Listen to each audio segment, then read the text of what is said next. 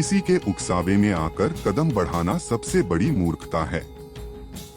कोई भी काम करने से पूर्व उसके परिणामों के बारे में अवश्य विचार कर लेना चाहिए, क्योंकि काम करने के बाद उसके परिणाम के बारे में विचार करना मूर्खता है। अपनी इच्छा से लोगों के बदलने की उम्मीद करना नादानी है, क्योंकि लोग केवल खुद के चाहने से बदलने हैं, न कि हमारे चाहने से। भावनाओं के वशीभूत होकर अपने सीक्रेट बता देना एक मूर्खता भरा कदम है। किसी नादा इंसान की मदद करना या उनसे मदद लेना दोनों कार्य मूर्खता भरे हैं। एक मूर्ख इंसान से बहस करना ही सबसे बड़ी मूर्खता है, क्योंकि बहस करके किसी नादा इंसान से नहीं जीता जा सकता है। एक इंसान जो बारंबार आपको धोखा दिए जा रहा है, उस पर फिर से भरोसा करना बड़ी मूर्खता है। जो इंसान आपको छोड़कर चला गया हो, उसके लिए बैठकर घंटों तक रोना नादानी का कार्य है। मूर्खों की संगति में रहने वाला मूर्ख ही हो जाता है।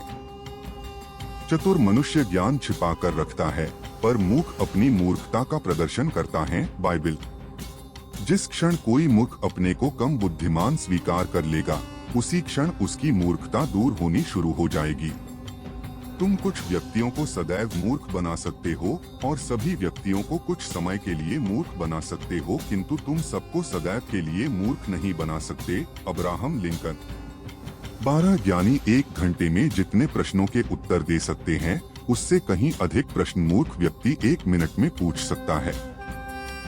मूर्ख लोग जो कुछ पढ़ते हैं उससे अपना अहित करते हैं, और जो कुछ वे लिखते हैं उससे दूसरों का अहित करते हैं।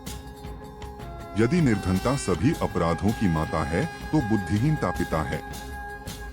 बिना पढ़े ही गर्व करने वाले, दरिद्र होकर भी बड़े बड़े मंसूबे बांधने वाले और बिना काम किए ही धन की इच्छा रखने वाले मनुष्य को पंडित लोग मूर्ख कहते हैं। मूर्खों के लिए चुप रहना गुण है। मूर्ख अपने को ही ज्ञानी समझता है। शास्त्रों में सबकी दवा है, मूर्खों की नहीं।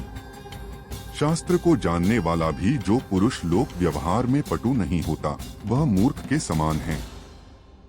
उसी पत्थर से दोबारा टकराना मूर्खता है। बुद्धिमान की शोभा बुद्धि है, किंतु मूर्ख का आभूषण उसकी मूर्खता है।